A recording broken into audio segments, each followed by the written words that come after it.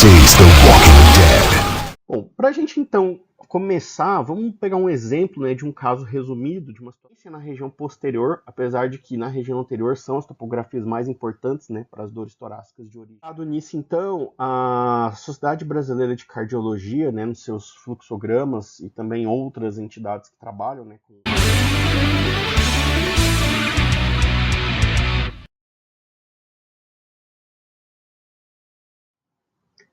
Já que a gente entendeu, então, o que é uma dor torácica típica, também conhecida como dor torácica anginosa, qual que seria a fisiopatologia dessa dor torácica?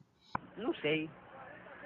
Então, é uma síndrome álgica, por ser dor, né, que decorre de um desbalanço entre o aumento da demanda cardíaca associado a uma diminuição de perfusão miocárdica. Então, se o músculo contrai mais por qualquer motivo, mas ele não recebe circulação com oxigênio suficiente, obviamente isso vai gerar um quadro de hipoxemia para fibra miocárdica, e essa hipoxemia pode levar, inclusive, à morte celular, que é o que a gente considera como infarto. Quais são as principais causas de aumento de demanda cardíaca? Eu não sei. Doenças, né, que levam à hipertrofia do miocárdio, sejam doenças genéticas, como a miocardiopatia hipertrófica, ou doenças adquiridas, como a cardiopatia hipertensiva, ou então condições que levam o paciente a taquicardia, porque a taquicardia nada mais é do que uma contração mais vigorosa e mais rápida do miocárdio. Então, essa taquicardia pode ser de etiologia fisiológica, por exemplo, do exercício, né, do esforço, pode ser autonômica, por exemplo, secundária a um susto, né, numa situação psicogênica, aqui associada, né, de ansiedade, ou então ela pode ser patológica, né, principalmente uma doença de distúrbio elétrico. Né.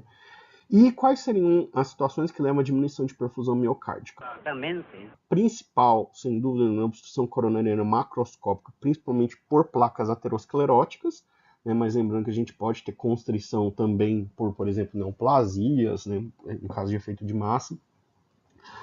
Nós podemos ter também situações de obstrução não detectável, como por exemplo espasmo coronariano ou obstrução microvascular. Nós podemos ter estados de hipovolemia, como por exemplo o choque, né, que vai levar a uma hipoperfusão sistêmica, o que inclusive afeta o coração, ou então condições hipoxêmicas crônicas, como por exemplo doenças pulmonares. Isso também diminui a perfusão miocárdica, não porque tem menos sangue, mas porque tem menos oxigênio disponível, né? Doenças que afetam a hemoglobina, principalmente, por exemplo, intoxicações, também podem levar a essa situação de hipoxemia não associada à obstrução coronariana.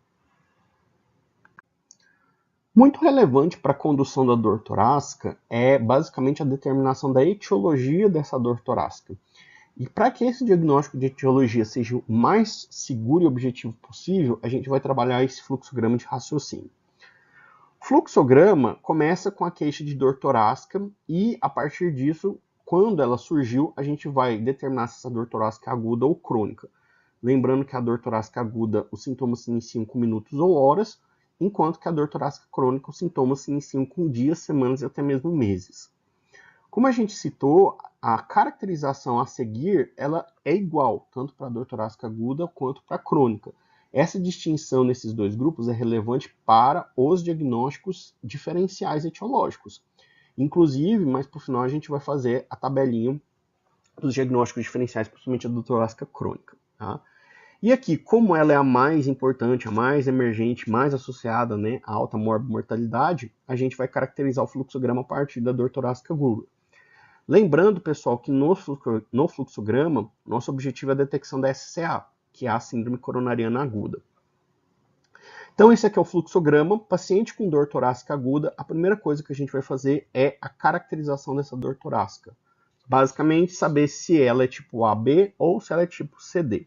Então, se ela for tipo AB, ou seja, 2 ou 3 respostas positivas daqueles 3 caracterizadores, nós estamos diante de um paciente com dor torácica típica ou dor torácica anginosa e, portanto, o diagnóstico de síndrome coronariana aguda está afirmado, proceder ao manejo. Tá?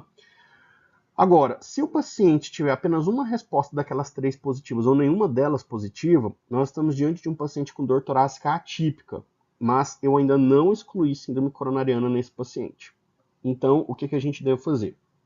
A gente procede, então, à avaliação de fatores de risco, principalmente se esse paciente tiver sinais de insuficiência cardíaca aguda e ou choque cardiogênico, que a gente falou que se tiver isso já ascende também para o grau de SCA, né?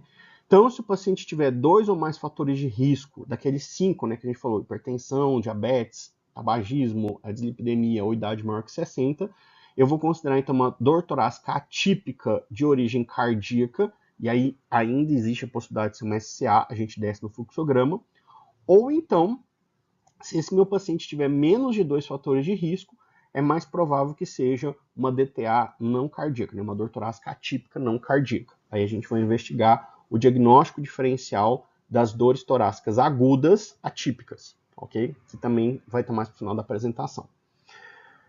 Nesse grupo, então, de doença torácica atípica, né, que é aquele paciente com 2 ou mais fatores de risco, principalmente num quadro de insuficiência cardíaca aguda ou choque cardiogênico, a gente vai proceder à realização de do protocolo de dor torácica. O protocolo de dor torácica pode ser feito através de exame físico de 3 em 3 horas, ou quando o paciente manifestar a queixa de dor lá na unidade de saúde. Pode ser também eletrocardiograma de 3 em 3 horas, ou quando o paciente manifestar a dor, ou então a dosagem dos marcadores de necrose miocárdica, que a gente já vai falar também daqui a pouco, de 3 em 3 horas. Se nesse protocolo de dor torácica o paciente positivar uma delas, né, a gente vai ter então o diagnóstico de síndrome coronariana aguda, procede também ao manejo de uma síndrome coronariana aguda. O problema é que aqui a gente já vai ter um certo atraso, né? Agora, se o protocolo de dor torácica for negativo, a gente precisa induzir um teste de esforço até 24 horas da admissão nesse paciente, sendo que os testes de esforço disponíveis seriam um teste ergométrico, um ecocardiograma sob estresse e uma cintilografia miocárdica sob estresse. E aí, nesse caso, se esse teste de esforço for positivo, também se diagnostica síndrome coronariana aguda, também se encaminha ao manejo, só que, de novo, infelizmente com atraso.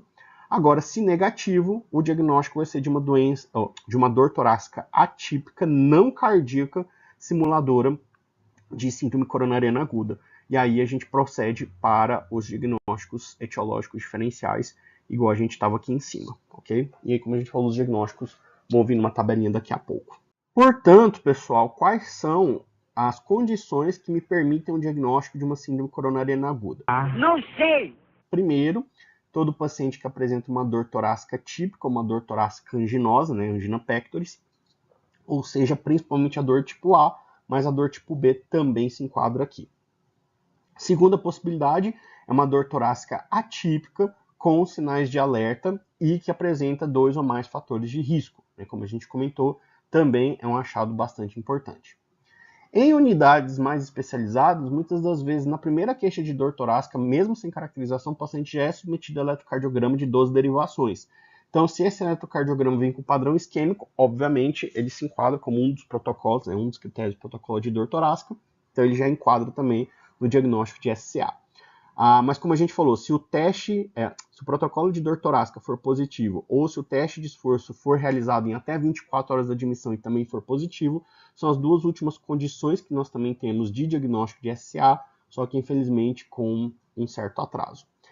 E dentro das doenças, né, que podem causar síndrome coronariana aguda, ou seja, qualquer um desses padrões aqui que a gente falou, nós temos angina pectoris instável e um infarto agudo do miocárdio com ou sem supradesnivelamento do segmento ST. E a única diferença que nós vamos ter entre angina instável e infarto agudo do miocárdio é que, como a gente falou, na angina pectoris não tem necrose e no infarto agudo tem necrose. Então, qual que é a única diferença? Os marcadores de necrose miocárdica. Então, aqui nesse paciente com angina pectoris instável, eu não tenho positividade de mioglobina, troponinas e CK, principalmente CKMB, enquanto que no infarto agudo do miocárdio, a depender do tempo, eu vou ter positividade de uma ou mais provas de necrose miocárdica. E é por isso que é importante a gente solicitar essas provas, mesmo que a gente tenha um eletrocardiograma isquêmico, ok?